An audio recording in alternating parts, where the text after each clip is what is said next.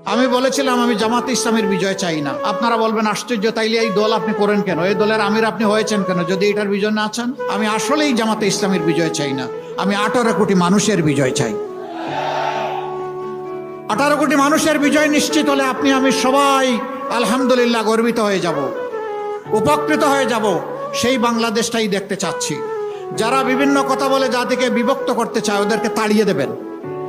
যে 54 বছর জাতিকে বিভক্ত করে গোলাম বানিয়ে রাখা হয়েছিল, এই জাতিকে আর কারো গোলাম বানাতে দেওয়া হবে না।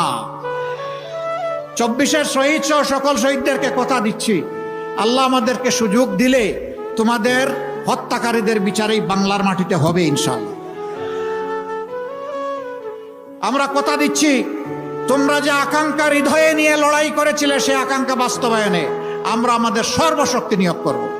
আমরা পিছপা হব না ইনশাআল্লাহ। সেই ন্যায়